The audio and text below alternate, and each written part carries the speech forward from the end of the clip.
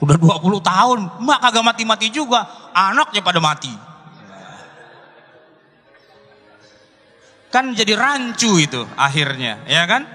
Karena nggak segera dibagi harta warisnya itu. Nah jadi Bapak Ibu jamaah sekalian yang dimuliakan Allah, idealnya harta suami jelas mana harta suami, harta istri jelas mana harta istri. Jadi kalau ada yang meninggal, baginya gampang. Ini mobil punya siapa? Punya suami, bagi waris. Dia meninggal. Ini yang satu lagi mobil, oh itu punya istri. Jangan, karena dia masih hidup. Gitu, udah jelas. Nah oleh karena itu Pak, mumpung kita masih miskin nih, mumpung masih miskin ya. Ini kita antara suami dan istri harus jelas. Mana dari harta kita bersama ini yang punya suami, mana yang punya istri. Atau mungkin dimiliki bersama, tapi berapa sahamnya.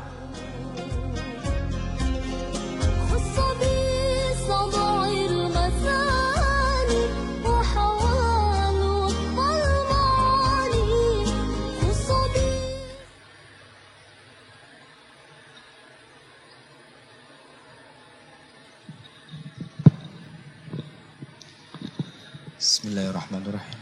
Assalamualaikum warahmatullahi wabarakatuh.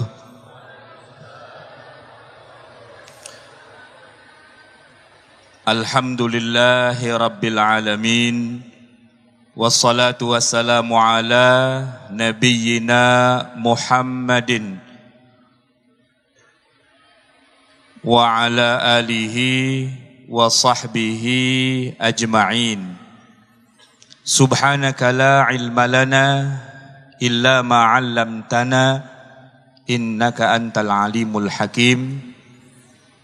Yaqulu rabbuna azza wa jalla fi muhkamit tanzil ba'da a'udzu billahi minasy syaithanir rajim. Bismillahirrahmanirrahim. Wa may ya'sillaha wa rasulahu wa yata'adda hududahu yudkhilhu naran khalidan fiha walahu adzabum muhin. Sadaqallahul azim. Hadirin jamaah, Bapak Ibu yang dimuliakan Allah, langsung kepada tema pembicaraan. Surat An-Nisa ayat 14 menyebutkan bahwa orang yang bermaksiat kepada Allah dan Rasul-Nya, kemudian dia menentang ketentuan yang sudah Allah tetapkan, maka hukumannya adalah yudkhilhu naran.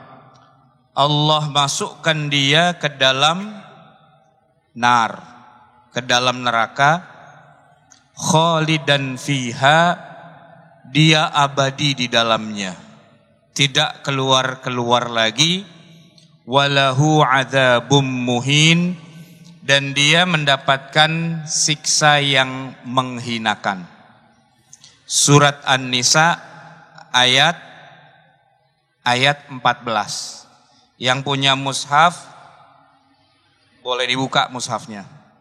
Surat An-Nisa ayat 14. Hadirin jamaah yang dimuliakan Allah,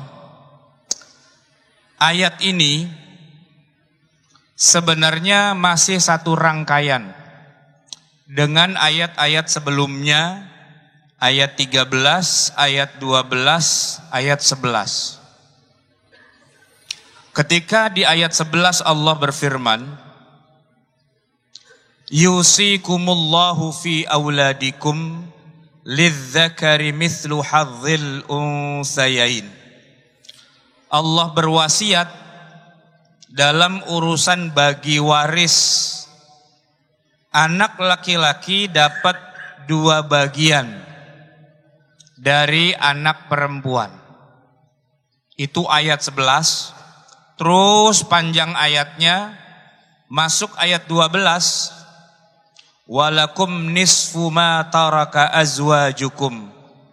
kamu sebagai suami, kalau istrimu meninggal dunia, kamu dapat setengah harta yang ditinggalkan oleh istrimu.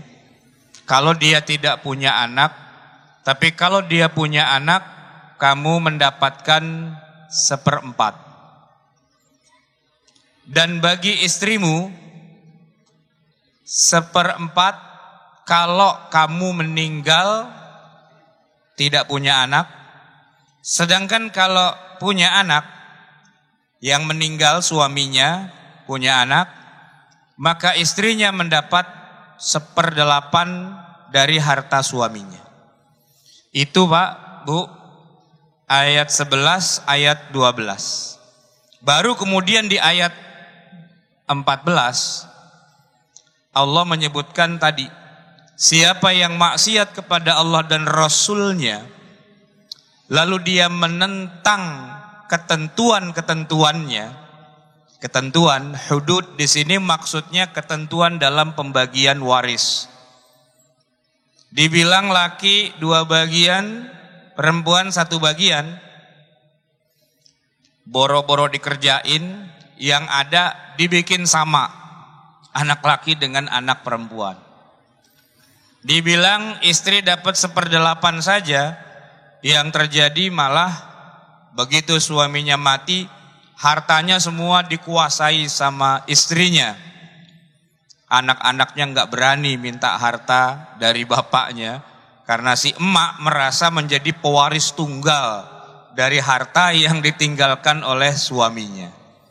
Nah itu jamaah sekalian, bukan cuma maksiat, tapi dia tentang ketentuan itu, dianggaplah itu, itu kan cuma sekedar pendapatnya ustadz, cuman sekedar pendapatnya manusia, cuma istihad, cuma katanya kiai.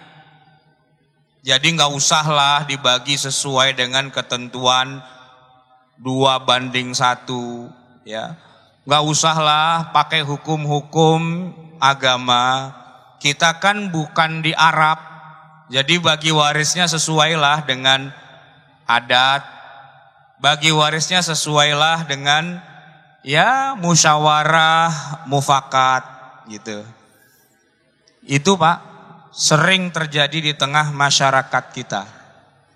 Terus terang saja, yang melanggar ketentuan waris ini bukan yang jarang sholat Pak, bukan yang jarang puasa, bukan yang Islam KTP, Islam abangan. Yang rajin sholat, rajin puasa, rajin hatam Quran, rajin bolak-balik ke tanah suci, boleh jadi dia bergelar bapak dan ibu haji, tapi begitu dia bagi waris, la haula wala quwata illa billah, hukum Allah itu ditentang, bahkan diinjak-injak, dinista, dibuang, diganti dengan hukum dari barat atau pakai hukum adat. Setidaknya hukum syariatnya itu sudah dibuang, diganti dengan musyawarah mufakat. Nah itu Pak, kalau kita baca surat An-Nisa ayat 14, hukumannya itu bukan cuman masuk neraka. Kalau cuman masuk neraka mah santai. Kenapa? Ntar juga keluar lagi.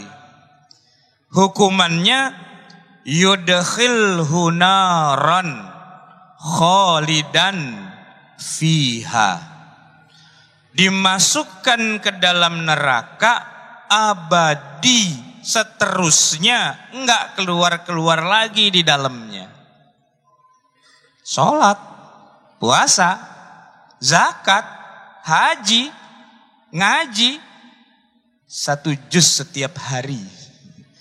Tapi mati, masuk neraka, enggak keluar-keluar lagi. Surat apa tadi Pak? An-Nisa ayat, kata siapa? Kata ustadz? Bukan. Kata kiai? Bukan. Kata sahabat? Bukan. Kata Nabi? Bukan. Yang bilang itu Allah. Dia turunkan wahyu kepada Nabi Muhammad menentang hukum waris, masuk neraka, gak keluar-keluar lagi. Ini ayat serem, Pak. Serem banget. Sebab yang kita tahu selama ini, kita ini kan umat Nabi Muhammad, umat Islam ya Pak ya. Itu sudah dapat jaminan kalau mati, ya walaupun ada yang mampir-mampir dulu ke neraka gitu ya. Tapi pada akhirnya dikeluarin Pak dari neraka itu. Sebab Nabi sudah menjamin, kullu ummati yadkhulul jannah. Semua umatku ini, kata Rasul, pasti masuk surga. Enak Pak kita, dijamin masuk surga.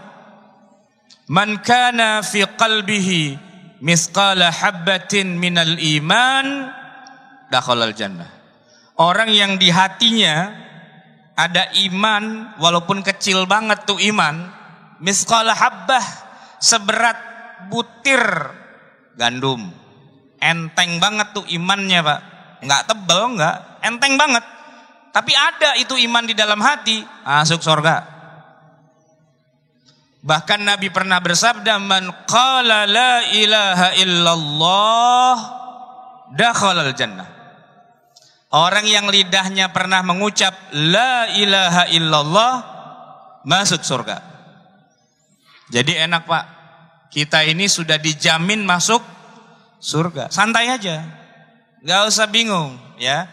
Gak usah pakai ya Allah masukkan saya ke surga, gak usah. Udah pasti masuk surga itu Pak. Gitu.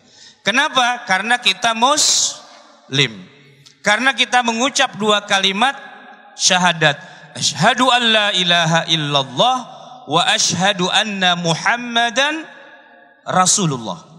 Siapa saja yang mengucapkan dua kalimat syahadat itu, dia benarkan di dalam hatinya, dia ucapkan dengan lisannya, surga. Pasti, dijamin.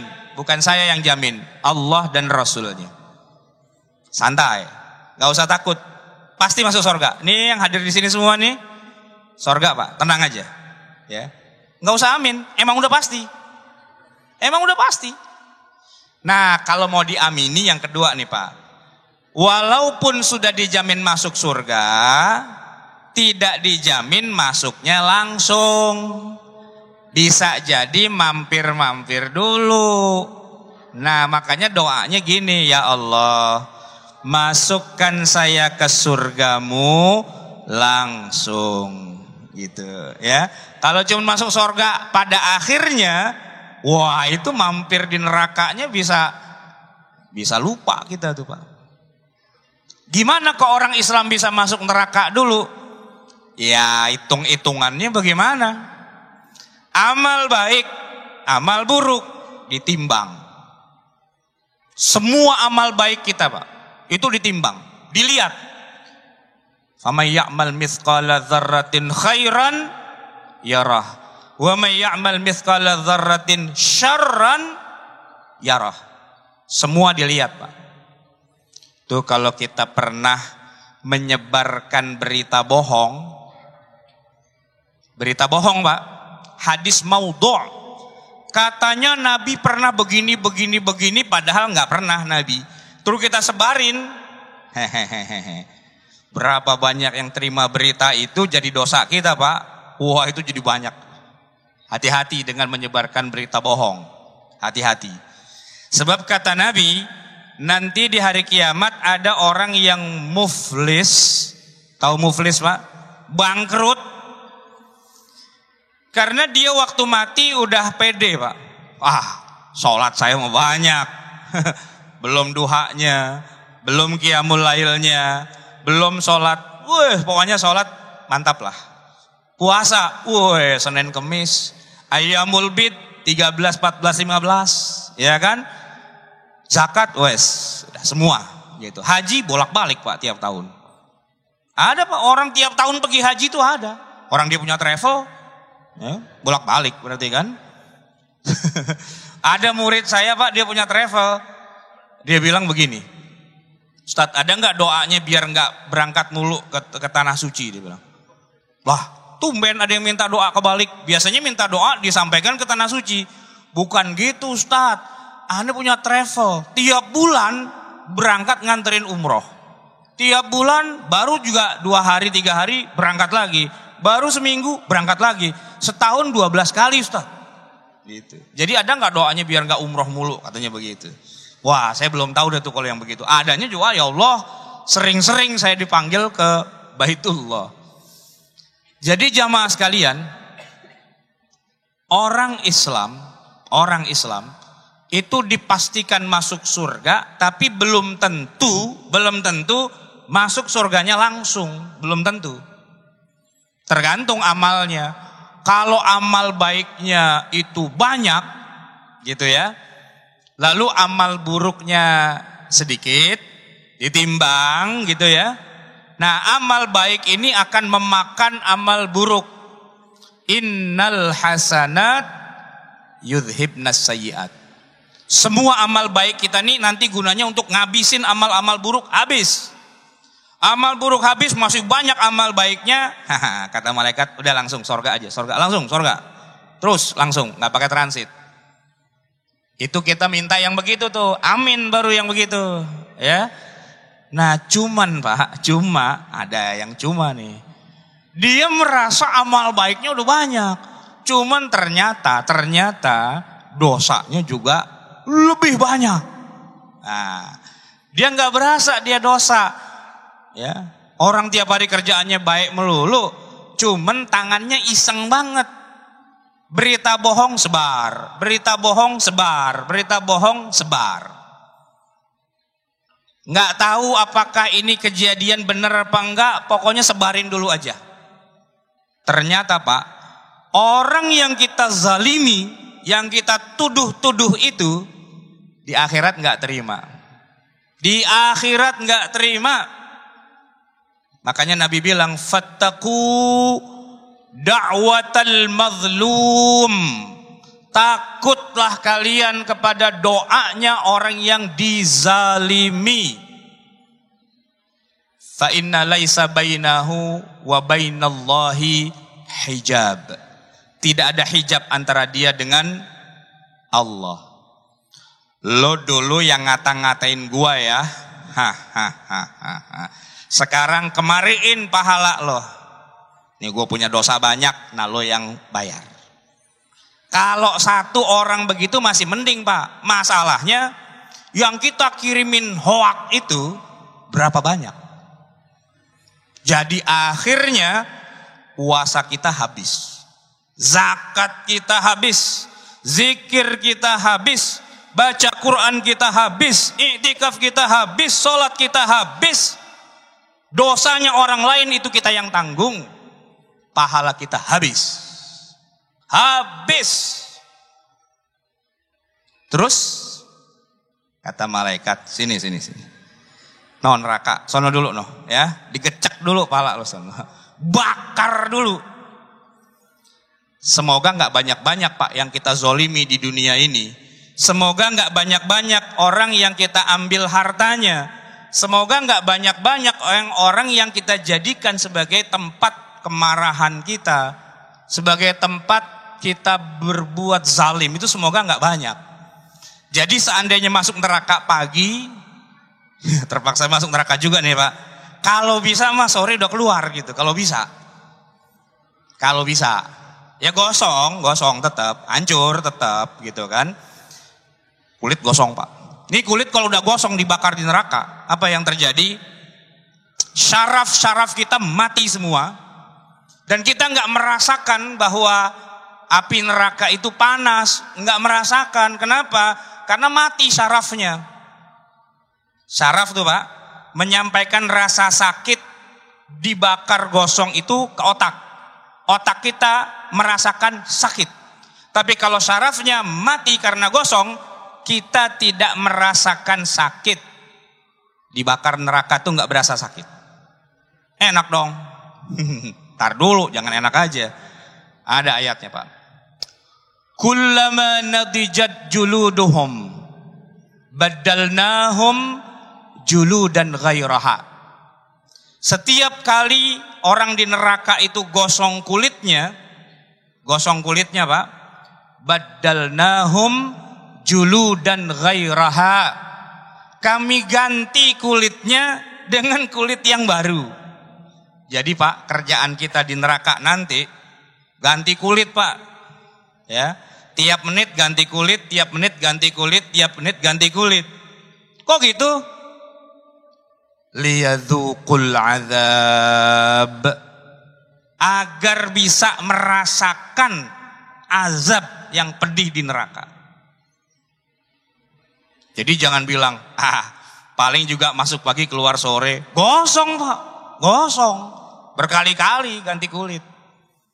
Itu kalau untung pagi masuk keluar sore. Nah kalau keluarnya minggu depan, bulan depan, 2 tahun, 10 tahun, 100 tahun, 1 abad. Lamaan di nerakanya daripada hidup di dunia. Apa enggak rugi itu? Apa enggak bangkrut itu? Bangkrut, rugi. Hati-hati Pak, hati-hati. Makanya saya suka bilang begini. Mau ngutang boleh, tapi jangan lupa bayar. Bayar. Sebab utang nih Pak, itu kan hartanya orang. Kita pinjam, kita nggak bayar, dibawa mati. Itu orang yang kita ambil duitnya, dia datang tuh Pak nanti. Kemariin, bayar. Tapi bayarnya bukan pakai duit. Bayarnya pakai apa? Bayarnya pakai sholat kita Pak. Pahala sholat kita. Ini jidat udah terlanjur hitam kebanyakan sholat, pahalanya diambil sama dia. Kita zakat nih, pahalanya udah banyak, diambil sama dia. Kita menolong orang, pahalanya banyak, diambil sama dia. Kalau nggak cukup kita bayar pakai pahala, karena utang kita sama dia gede banget, dosanya dia kita yang tanggung. Hati-hati. Kalau bisa jangan mati dulu sebelum bayar utang. Ya Pak ya. Kalau bisa jangan mati dulu sebelum bayar utang. Kalau bayar utang udah selesai, nah mau mati dah, terserah gitu ya. Mati dah, terserah gitu. Nah sebaliknya nih Pak. Kalau duit kita diambil orang, kita minta nggak dikasih. Kita telepon kagak diangkat. Kita SMS kagak dijawab. Diparanin orangnya nggak ada. Kan kesel nih Pak. Kesel ya. Santai. Bilang aja, ya Allah, ngambilnya nggak sekarang dah. Ngambilnya ntar aja di akhirat. Gitu. SMS-nya bilang, saudaraku, aku ikhlaskan di dunia. Tapi urusannya nanti di akhirat. Gitu ya. Itu Pak kalau orangnya beriman, langsung dia datang. Gue bayar dah sekarang. Enak aja ngambilnya di akhirat. Cakep tuh Pak tuh. Ya. Kalau orangnya beriman. Masalahnya beriman apa enggak tuh orang. Ya. Gitu Pak. Jadi harta kita dirampok orang nih. Alhamdulillah ada yang ngerampok. Kok bisa alhamdulillah? Lah iya. Kapan lagi kita nabung? Deposito. Gitu. Deposito itu Pak. Diambil orang, balik nanti. Tinggal kita bilang aja sama yang ngerampok, Mas perampok, mau dibalikin sekarang, apa mau dibalikin di akhirat? Gitu. Itu perampoknya mikir Pak. Orang dia udah rajin sholat. Ada loh perampok yang rajin sholat, banyak. Itu perampok berdasi. Itu rajin sholat Pak. Rajin ke Masjidil Haram itu. Ya kan? Duitnya boleh nilep, boleh nimpe. Ngambil duit rakyat. Kita tinggal bilang, pejabat, mau dibalikin sekarang? Apa di akhirat? Gitu. Nah, itu biasanya pada takut kalau beriman. Ya. Jadi ibu nih, kalau duitnya dipinjam orang, gak dibalikin, ditilep, ditimpe, ditipu. Ya, sama siapa itu? mama minta pulsa ya, gitu ya.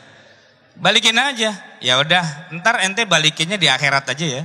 Gitu. Itu kalau mama minta pulsanya dia beriman tuh Pak, dibalikin tuh duitnya. Kalau enggak, ya udah. Dia enggak punya pahala yang bisa kita pakai, tenang. Kan kita punya banyak dosa. Nah, lo yang bayar tuh dosanya, gitu. Jadi orang beriman tuh Pak, di dunia dia dirugikan, dizolimi, ya, apalagi dibully, dijelek-jelekin orang, difitnah, senyum aja. Alhamdulillah, kapan lagi punya deposito akhirat, gitu Pak. Ya, jadi tenang aja. Kalau udah dijelekin orang tuh, iya udah, iyain aja, nggak usah marah-marah, gitu ya. Ditipu orang, alhamdulillah. Dijelekin orang, alhamdulillah. Kenapa? Deposito di akhirat, gitu. Belum tentu ada yang punya tuh deposito kayak gitu Pak. Baik, saya teruskan. Jadi kita sebagai muslim ini Pak, kalau mati dijanjikan dan dipastikan masuk surga, itu benar. Tapi apakah mampir dulu apa enggak? Nah itu kita harus hati-hati.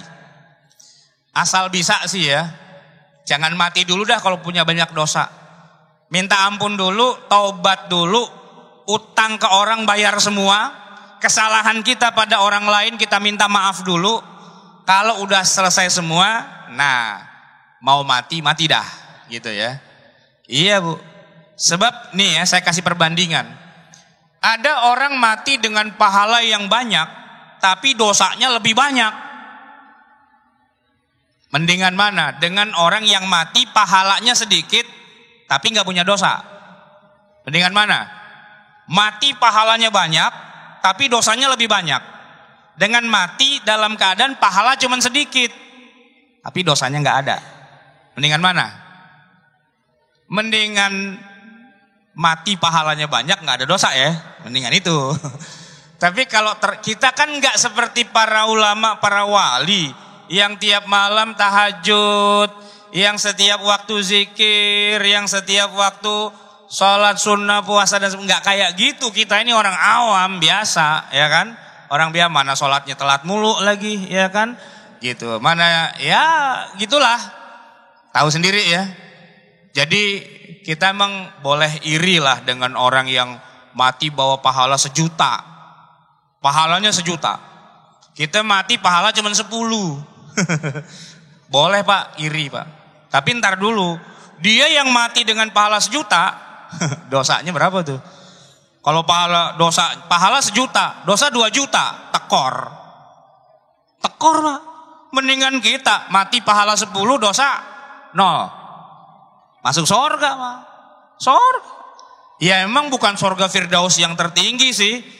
Yang paling rendah, ngemper lah ya, rada-rada ngemper gitu kan. Ada juga kelas gelar tikernya itu Pak tuh ya.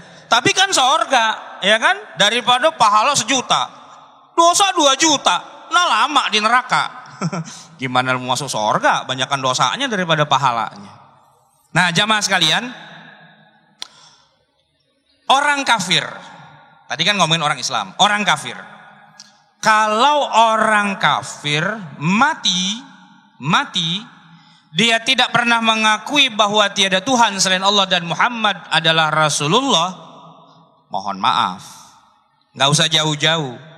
Pamannya Nabi yang namanya Abu Talib, paman tuh Pak, membela Nabi, selalu pasang badan. Kalau ada orang kafir Quraisy mau mencelakai Nabi, pasang badan dia. Orang yang sangat dicintai oleh Rasulullah. Tapi di detik-detik terakhir dia nggak bisa juga ngucapin 2 kalimat syahadat, masuk surga apa masuk neraka? Masuk neraka. Pak. Padahal jasanya kepada Islam luar biasa. Wafatnya Abu Talib, setahun Nabi berduka, namanya Amul Huzn. Setahun Nabi berduka. Bayangin berduka setahun.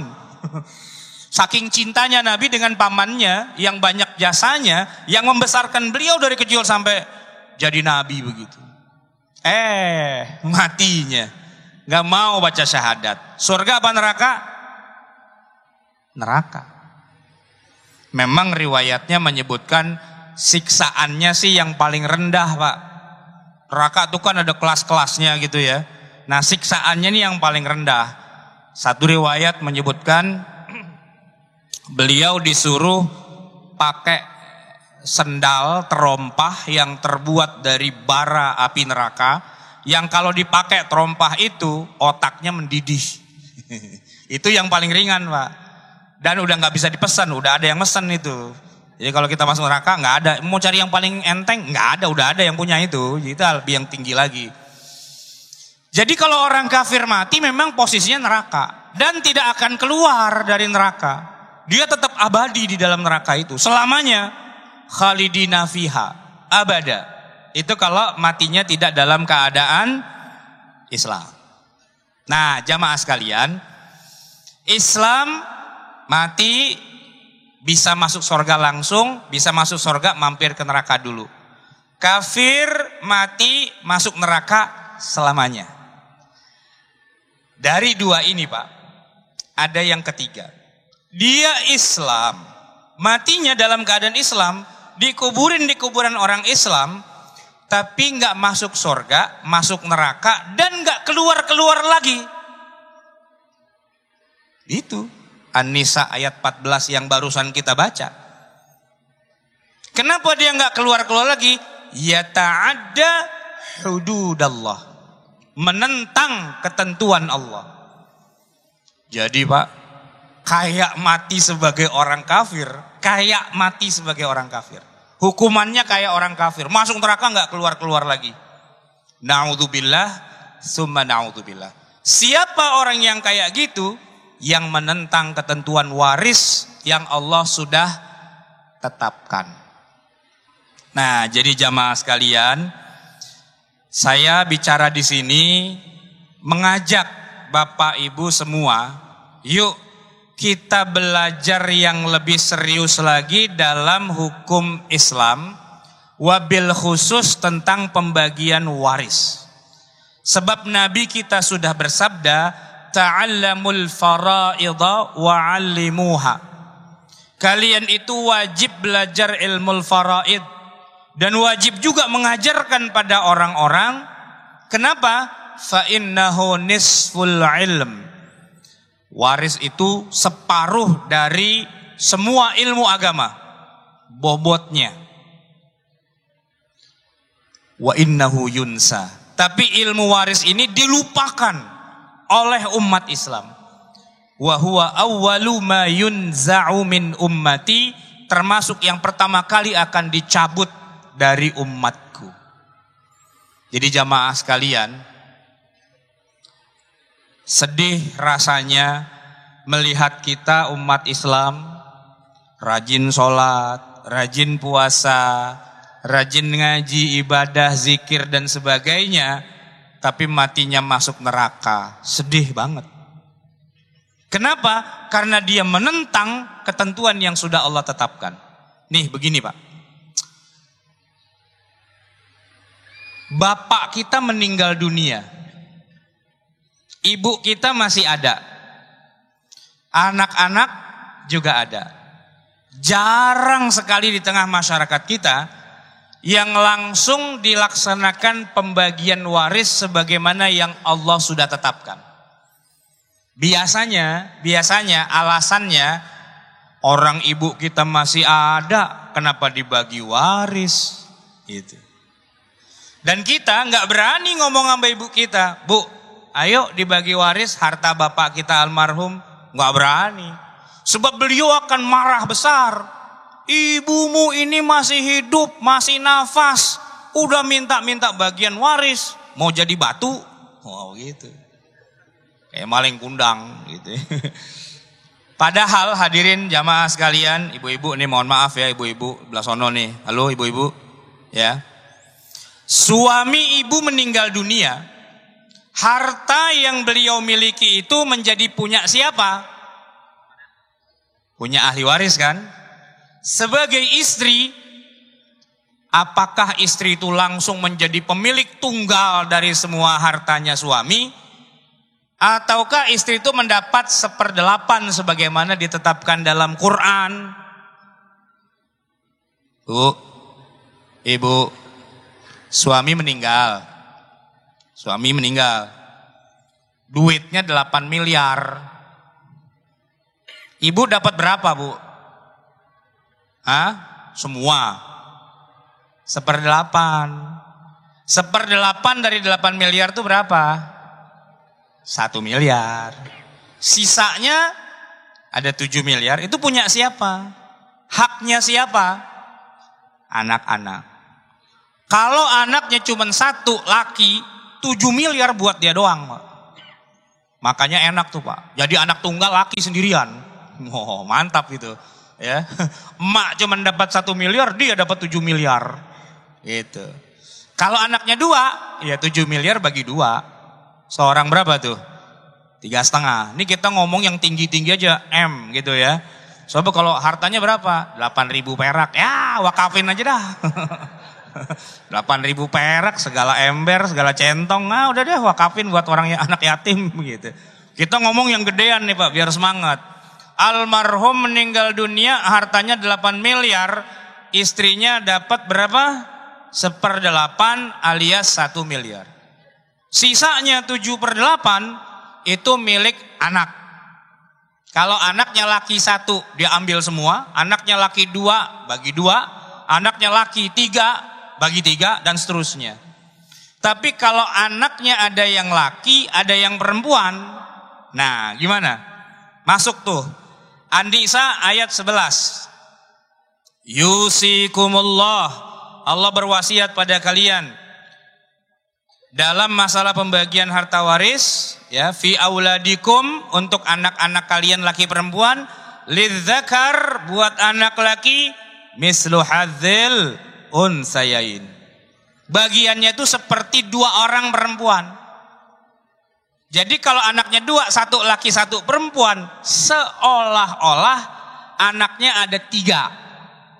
Laki dihitung 2, perempuan dihitung 1. Jadi 7 miliar bagi 3. 2 bagian kasih laki, 1 bagian kasih perempuan. Itu wasiat dari Allah. Jangan dibagi rata. Itu jahiliyah namanya. Ya. Habis kita udah sepakat begitu, ya sepakatnya jahiliyah gitu. Tapi kan ridho sama ridho Ustadz. Lu ridho, Allah nggak ridho. Kalau cuman ngomongin ridho, tuh di tempat pelacuran itu antara yang perempuan pelacur dengan yang laki-laki hidung belang sama-sama ridho. Sama-sama ridho. Iya. Habis main nih Pak, ya. Dibayar berapa? Ini saya berikan uang pembayarannya yang ridho ya. Ya, gitu. Syukron jazakillah khairon. Kata yang perempuan, alhamdulillah ya, semoga berkah. Sering-sering balik lagi ke sini Bang, ya kan? Gitu. Itu kan sama-sama ridho. Apa jadi halal? Ya enggak. Enggak mentang-mentang sama-sama ridho lantas halal. Allah itu tidak ridho. Anak laki 2 bagian, anak perempuan 1 bagian. Itu maunya Allah. Terus gimana dong? Saya pengen kasih saudari saya nih, kesian dia. Mana udah miskin ya. Suaminya juga ya kadang-kadang kerja, kadang-kadang enggak. Saya nih saudara laki-lakinya duit udah banyak, rumah banyak, istri banyak. Saudari perempuan saya udah miskin, mana lakinya kadang kerja, kadang enggak. Pergi pagi, pulang petang.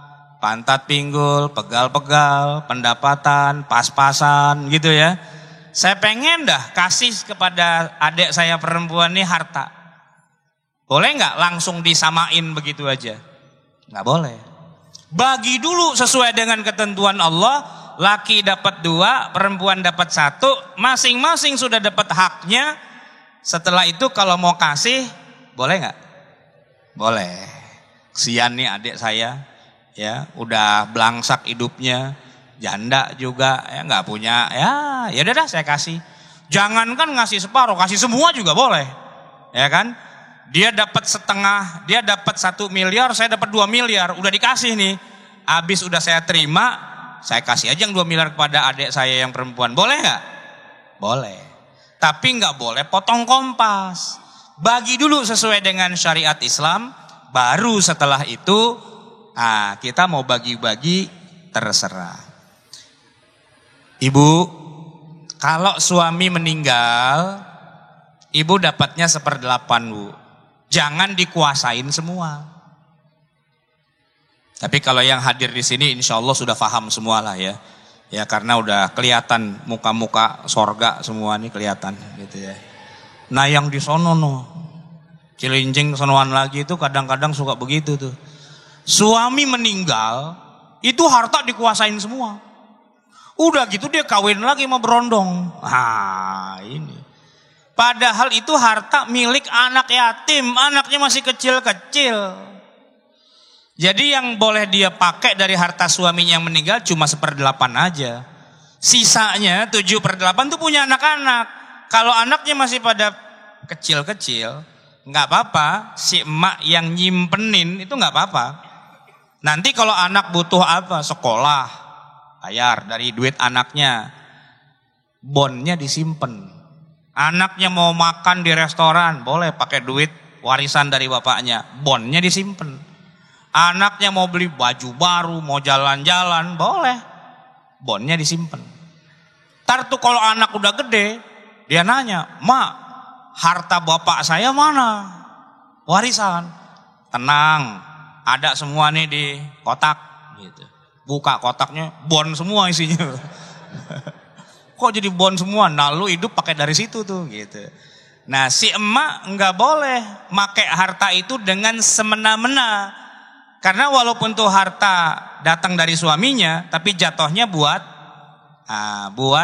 anaknya. Istrinya tuh cuma dapat 1/8 aja sebenarnya. Itu kalau hartanya memang harta suami. Nah yang jadi masalah tuh begini Pak. Quran itu kan bilang, kalau suami meninggal, istri dapat 1/8 dari harta suami. Dan kalau yang meninggal istri, suami dapat 1/4 dari harta istri. Itu kalau hartanya masing-masing. Harta suami udah jelas, harta istri sudah jelas. Ini yang jadi masalah nih kita di Indonesia. Harta suami sama harta istri nyampur, kagak jelas. Pusing-pusing situ. Nyampur Pak. Karena dari awal yang ngikutin pola hidup orang barat. Orang barat kan gitu. Kawin nih ya, laki perempuan. Itu hartanya yang laki sama hartanya yang perempuan langsung dilebur jadi satu. Gitu. Nggak peduli berapa persennya. Ya kalau masing-masing seimbang sih nggak apa-apa. Cuman bayangin Pak. Di barat itu, di Eropa, ada perempuan hartanya berlimpah. Dia kawin sama perjaka, modalnya dengkul doang. Kawin. Pagi mereka nikah di gereja, sore mereka bercerai. Itu Pak, yang duitnya banyak tuh yang perempuan sebenarnya. Pagi, sore duitnya belah dua. 50-50. Kaya raya langsung si laki-lakinya itu. Atau dibalik, yang kaya raya itu yang laki, yang perempuan mah nggak jelas, ya kawin. Begitu cerai, itu harta langsung dibelah dua. Jadi suaminya langsung jatuh miskin. Makanya di barat itu Pak, kenapa orang tidak mau menikah lagi dengan cara yang resmi, lebih suka kumpul kebo, karena dirugikan. Nah kita di Indonesia malah kebalik. Kita pakai pola hidup orang barat untuk kita pakai sekarang. Jadi akhirnya begitu meninggal mau bagi waris bingung. Katanya istri dapat 1/8. Tapi ini harta semuanya malah milik istri. Suami cuma dikit dana hartanya di situ. Nah ini susah nih. Sebut nih ya, suami istri pasangan muda, mereka mau punya rumah, mereka ambil rumah kredit. Suami bayar pakai gajinya, istri bayar pakai gajinya. Itu kalau sudah ditempatin rumahnya jadi punya siapa? Punya suami apa punya istri? Hah? Ya tergantung. Suami duitnya berapa di situ? Istri berapa duitnya di situ? Iya kan? Taruhlah harga rumah misalnya 500 juta. Cicilan dari suami di total 300 juta. Cicilan dari istri di total 200 juta. Rumah yang 500 juta itu 300 jutanya punya suami, 200 jutanya punya istri. Kalau suami meninggal, yang dibagi waris itu bukan rumah senilai 500 juta, tapi yang meninggal kan suami. Ya, yang bagiannya suami aja yang 300 juta, itu yang dibagi. Dibagi waris. Nah, sisanya yang 200 juta itu hartanya istri. Harta istri, orang dia masih hidup kenapa mesti dibagi waris? Nah, cuman kalau di kita zaman sekarang, Pak, malah nggak dibagi waris, ditungguin istrinya mati juga. Ya kan? Emak masih hidup, wah, tungguin emaknya. Kalau sudah emak meninggal baru kita bagi waris, gitu kan, Pak? Emaknya ditungguin, kagak mati-mati juga. Udah 20 tahun, emak kagak mati-mati juga, anaknya pada mati. Kan jadi rancu itu akhirnya, ya kan? Karena nggak segera dibagi harta warisnya itu. Nah, jadi Bapak Ibu jamaah sekalian yang dimuliakan Allah, idealnya harta suami jelas mana harta suami, harta istri jelas mana harta istri. Jadi kalau ada yang meninggal, baginya gampang. Ini mobil punya siapa? Punya suami, bagi waris. Dia meninggal. Ini yang satu lagi mobil, oh itu punya istri, jangan karena dia masih hidup. Gitu, udah jelas. Nah, oleh karena itu, Pak, mumpung kita masih miskin nih, mumpung masih miskin ya. Ini kita antara suami dan istri harus jelas. Mana dari harta kita bersama ini yang punya suami, mana yang punya istri, atau mungkin dimiliki bersama tapi berapa sahamnya. Suami pulang bawa TV ukuran 100 inci. Oh, gak muat masukinnya. Istri boleh nanya, suamiku sayang, gede banget. Apanya? TV-nya. Oh, ini ngomong-ngomong punya siapa? Gitu. Harus jelas, TV punya siapa? Yang jelas belinya duit suami. Nah, suaminya bilang, istriku sayang, di hari ulang tahunmu ini, aku hanya bisa memberikan hanya TV 100 inci ini saja. Gitu kan. Oh, terima kasih suamiku, indah sekali. Tapi sebentar, bikin tanda terima dulu. Catat, Pak.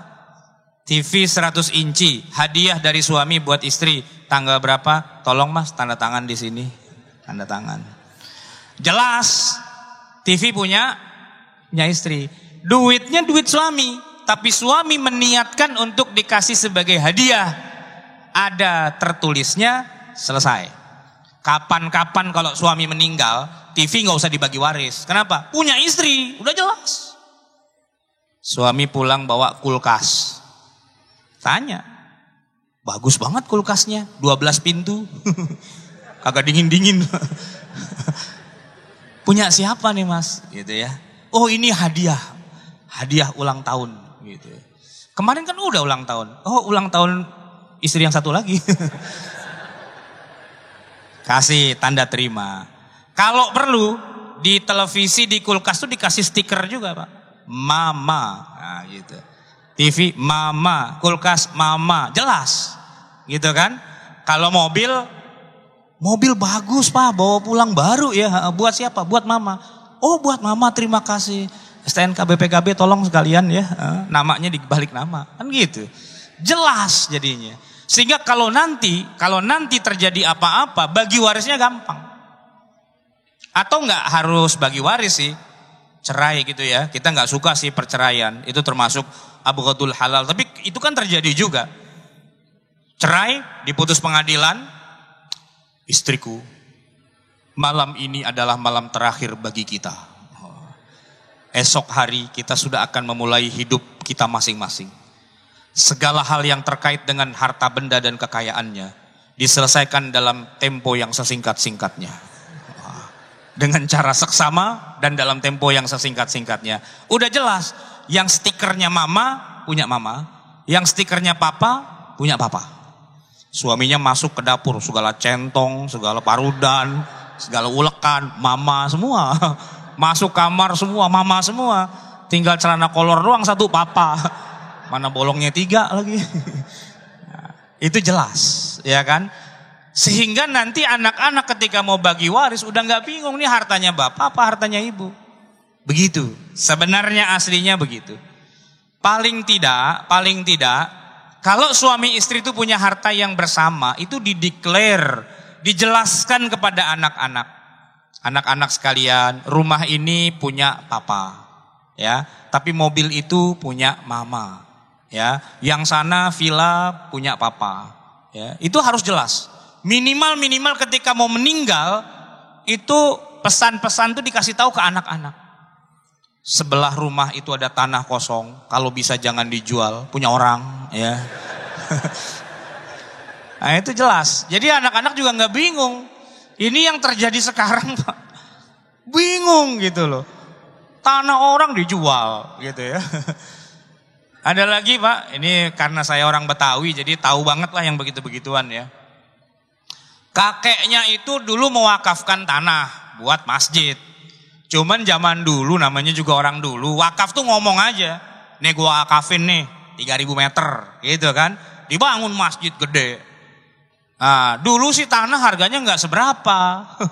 Ya kan, tahun 70-an Pak, daerah saya rumah tinggal daerah Kuningan Pak. Itu tanah mah nggak ada harganya gitu. Iya. Jadi engkong saya ngwakafin aja tuh tanah 2.000 meter gitu. Nyantai aja, kecil Pak nilainya zaman segitu, ya kan? Nah, dibangun tuh madrasah gitu. Ada banyak murid dan sebagainya. Singkat cerita udah tahun 2000 nih. 2010. Wah, harga tanah di Kuningan semeter doang Pak, semeter kali semeter, bayangin 75 juta gitu. Jadi kalau kita nongkrong di WC 75 juta nih. Mahal gitu kan. Sehingga itu sekolahan yang dulu diwakafin sama engkong kita, tiba-tiba cucunya rebutan. Nah gitu. Enggak diwakafin, cuma dipinjemin. Wah begitu. Enggak ada suratnya lagi. Gitu Pak. Jadi oleh karena itu kadang-kadang orang tua kita itu agak menyepelekan masalah-masalah seperti itu. Perlu kita jelaskan. Ya. Kadang-kadang kan gini Pak. Anak pertama udah nikah. Belum punya rumah. Kata orang tua, kamu gak usah repot cari rumah. Itu rumah papa yang di Cibubur. Pakai. Oke. Anak kedua nikah, rumah papa yang di Pondok Indah pakai gitu. Anak ketiga nikah, rumah papa yang di Menteng pakai. Menteng sampingnya Pak, yang ada gubuknya maksudnya gitu. Itu main pakai-pakai aja, nggak jelas apakah ini dihibahkan apa cuman pinjem doang. Itu begitu bapaknya meninggal, anaknya pada berantem. Kenapa? Ini kan harta saya, bapak kan ngasih ke saya. Ini harta saya, kan itu punya saya, dan seterusnya. Jadi sering terjadi konflik di antara sesama ahli waris itu gara-gara orang tuanya kurang tegas apakah menjelas ini dihibahkan, apakah ini diwasiatkan, apakah ini waris dan sebagainya. Nah, jadi jamaah sekalian, penting sekali nih ya kita belajar ilmu faraid agar jangan sampai kita orang Islam tapi ketika bagi waris malah pakai hukum dari barat, malah pakai hukum adat, malah diselesaikan secara musyawarah mufakat. Hukum syariat dibikin minggat. Nah, itu jangan sampai Pak. Ancamannya lama di neraka, nggak keluar-keluar lagi. Baik, karena waktunya sudah habis, mohon maaf atas segala kekurangan dan kesalahan. Hadanallah wa iyyakum ajma'in. Wallahul muwaffiq ila aqwamit thariq. Wabillahi taufiq wal hidayah. Wassalamualaikum warahmatullahi wabarakatuh.